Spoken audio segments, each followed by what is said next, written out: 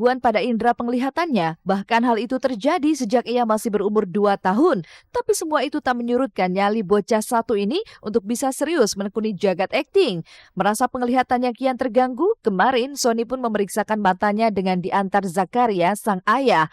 Layaknya anak-anak seusianya, Sony juga harus dibujuk oleh Zakaria agar mau dibawa ke salah satu rumah sakit untuk diperiksa matanya. Maka seperti inilah tingkah menggemaskan Sony selama menjalani pemeriksaan mata.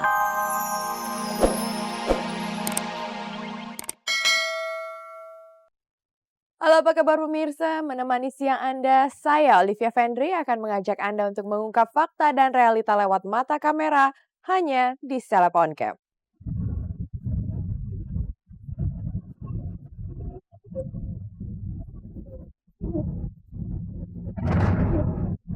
Teroris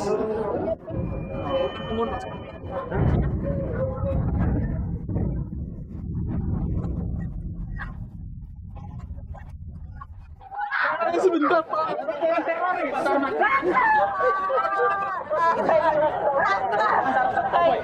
Mobilnya hasil dari jirupayatnya. Nanti gimana tadi yang bilang katanya mobilnya di Ya nggak apa-apa, biarin aja, dia bilang sesuatu ya itu hak dia. Ih nggak ada urusannya, udah nggak ada urusan lagi sama dia, jadi udah aneh, nggak ada urusan.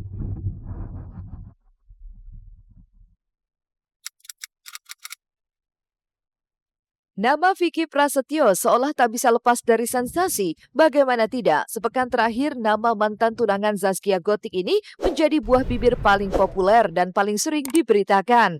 Baru saja mau menghirup udara bebas dari jeruji besi Lapas Bola Kapal Bekasi. Secara tiba-tiba, Vicky sudah dijemput polisi dan dijebloskan ke sel tahanan Mapolresta Bekasi karena diduga terlibat dalam kasus pemalsuan surat tanah di kawasan Puncak, Jawa Barat.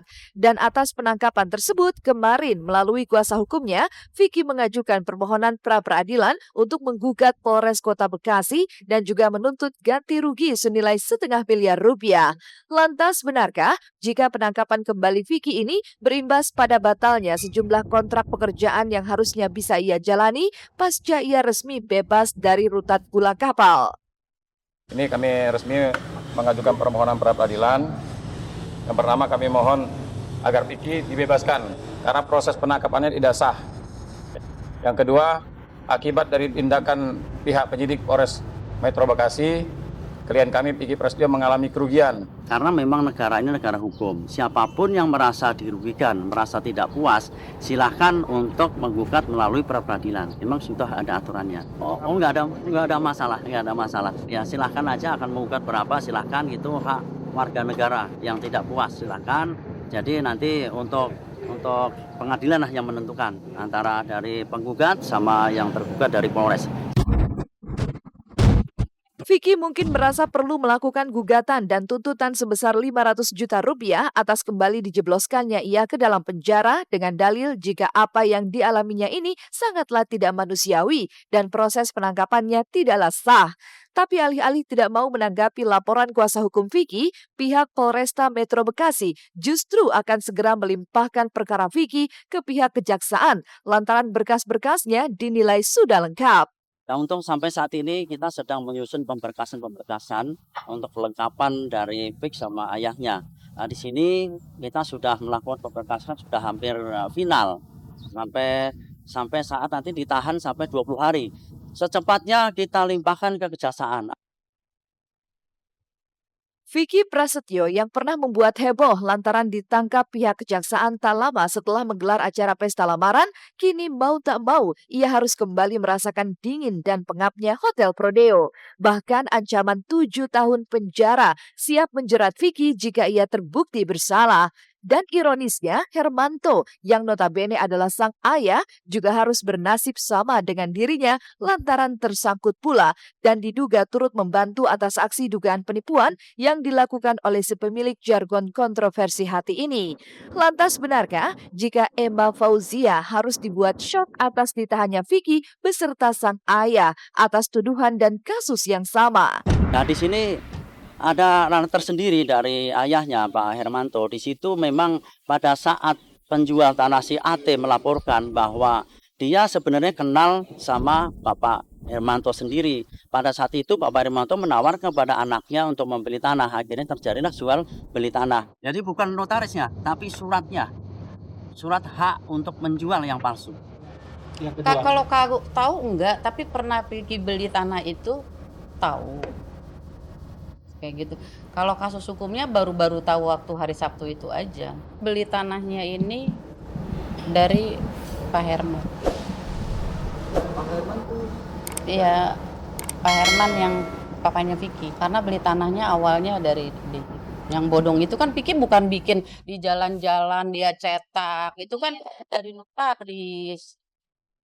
Tidak hanya menyeret nama sang ayah, kembali masuknya Vicky ke dalam bui rupanya membawa juga nama mantan tunangannya Zaskia Gotik. Bagaimana tidak, Zaskia dianggap telah menerima sebuah mobil mewah senilai 1,2 miliar rupiah dan juga sebuah cincin yang diberikan Vicky saat melamar dirinya. Tapi mengapa kini Emma justru mengungkit kembali apa yang pernah diberikan anaknya itu, terlebih cincin tunangan yang belum dikembalikan oleh Zaskia? Cincin belum. Itu belum. Nanti udah. Kalau mobil saya yang ambil. Cincinnya ambilin dong. Mobil itu bernilai berapa? Mobil itu dulu belinya 1, kan nempel sama Vicky kan seperti itu. Iya, stempelnya kan. Ya.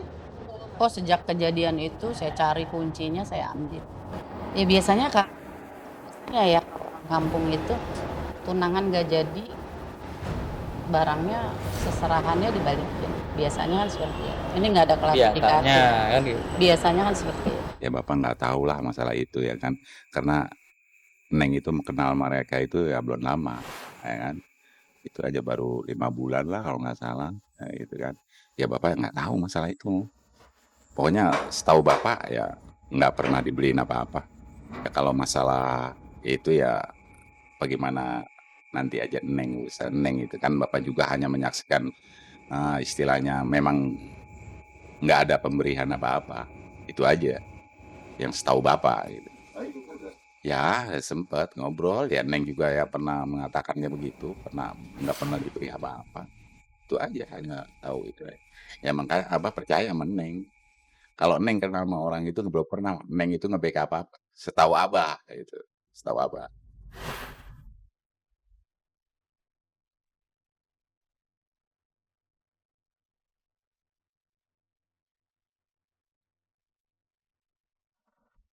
Pemirsa, Sony udah sampai rumah sakit nih.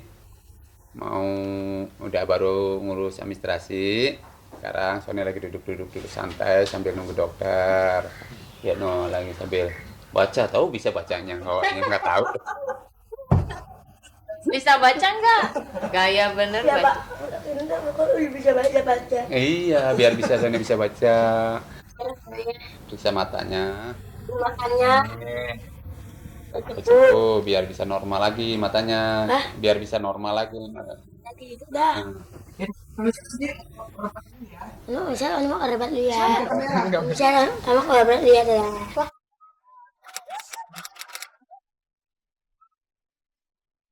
Sudah bertahun-tahun pesinetron Sony Wakwau mengalami gangguan pada indera penglihatannya. Bahkan hal itu terjadi sejak ia masih berumur 2 tahun. Tapi semua itu tak menyurutkan nyali bocah satu ini untuk bisa serius menekuni jagat akting. Merasa penglihatannya kian terganggu, kemarin Sony pun memeriksakan matanya dengan diantar Zakaria, sang ayah. Layaknya anak-anak seusianya, Sony juga harus dibujuk oleh Zakaria agar mau dibawa ke salah satu rumah sakit untuk diperiksa matanya. Maka seperti inilah tingkah menggemaskan Sony selama menjalani pemeriksaan mata. Hanya dilihat aja matanya. Tuh ada gambar di depan ya. Untuk ukuran kacamata ini, kaki lengkap. Tuh, lihat majalah anak-anak aja. Ada kecelakaan ya kan? Enggak, agak ini dia apa tuh? Dibilang mau dibawa ke rumah sakit, dia dari semalam aja nggak mau Pak, aku bawa ke rumah sakit nggak mau. Dan saya bilang Mas Sony, enggak dibawa ke rumah sakit, cuman mau syuting di rumah sakit. Sony itu memang ada matanya juling ke dalam ya, yang sebelah kiri.